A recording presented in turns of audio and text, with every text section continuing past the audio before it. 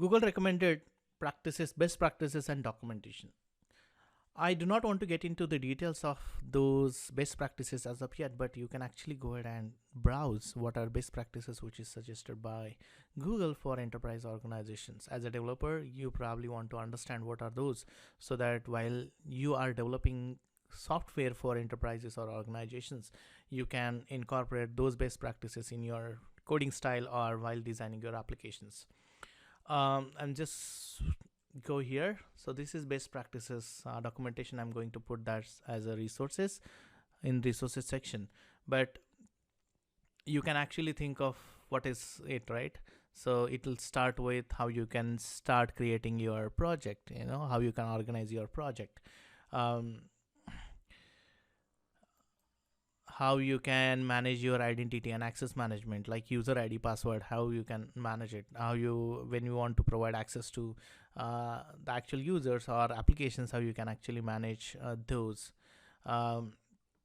You can think of the networking, how you can actually set up the network, how you can map your existing network with Google Cloud Platform, and define your VPC, create firewall rules and all that. So this will give you high level thoughts around how you can design different items.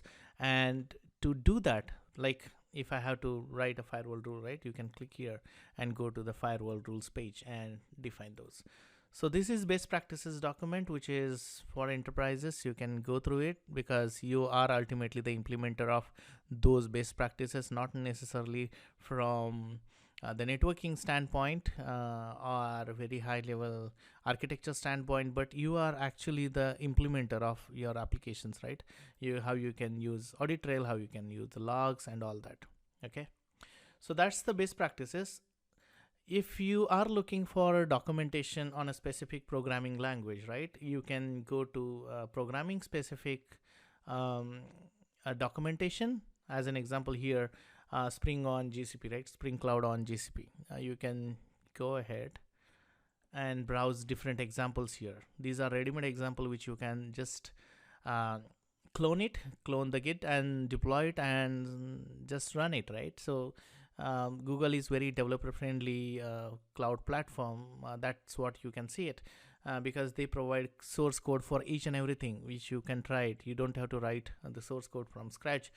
We are going to use some of the source code which is from Google itself, and some of the source code we are going to write it for our applications deployment. So that was Spring Cloud. You can go to Java API documentation, right? How you can set up, how you can run.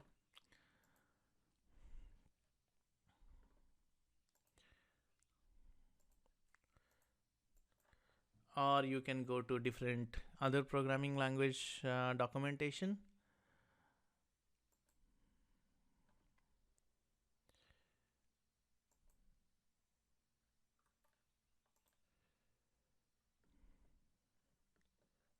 So these are like the tools, developer tools for you.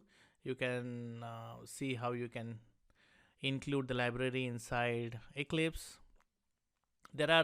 The good part is there are quick start guides and how to guides. So quick starts will give you definitely a good amount of knowledge how to start it very quickly. There are some sample applications which you can browse it, but if I click on this particular programming language, you'll have guide for almost each and every thing, right? So if at all you are from say AWS, there is a guide for you. There are basic hello world programming for on Java, Node.js, Python, Go, Ruby, PHP, and C# and .NET. If I click on say Node.js application, you can start with sample hello world program, right? And this is how you can execute your first Node.js application. Okay, so I'm not going in details right now. It is just to point you to the right documentation or best practices documentation, and you can actually do it by yourself. That's it for this particular lecture, guys. If you have any questions, let me know, or you can move to the next lecture. Thanks.